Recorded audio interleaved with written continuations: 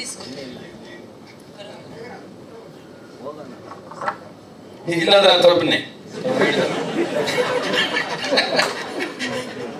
ಎಲ್ರಿಗೂ ನಮಸ್ಕಾರ.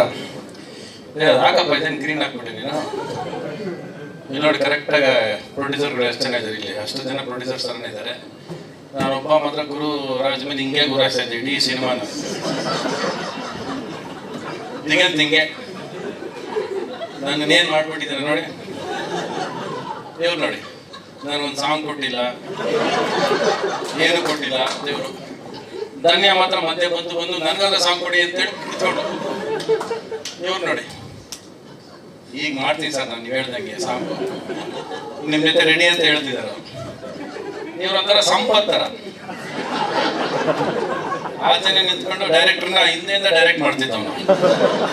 ಹಂಗೆ ಅವ್ರ ಎಕ್ಸ್ಪ್ರೆಷನ್ ಅದೇ ಇಲ್ಲೇ ಕಾಣಿಸ್ಬಿಡ್ತಾರೆ ನಿಮ್ಮ ಸಿನಿಮಾ ಜಡ್ಜ್ಮೆಂಟ್. ಈ ಜಡ್ಜ್ಮೆಂಟ್ ಅನ್ನೋದು it's the most important word of life. ತುಂಬ important.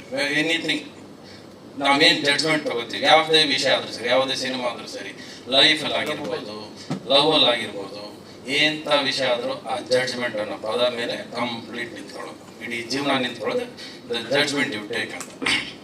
So how did this judgment start? ಇದೆಲ್ಲ ಸ್ಟಾರ್ಟ್ ಆಗಿದ್ದು ಶಿವಗೌಡದಿಂದ.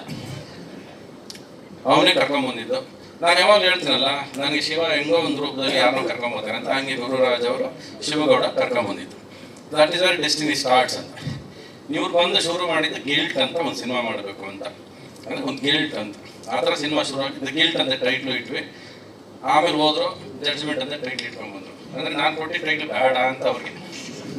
ಅವ್ರ ತಲೆಯಲ್ಲೇನೋ ನಾನು ಅಂದ್ಕೊಂಡಂಗೆ ಸಿನಿಮಾ ಆಗಬೇಕು, ನಾನೇ ಗುರು ಇಲ್ಲಿ, ನಾನೇ ರಾಜ ಇಲ್ಲಿ, ಇವನು ಯಾವ ರವಿಚಂದ್ರನ್ ಅಂತ ಅವ್ರ ತಲೆಯಲ್ಲಿ.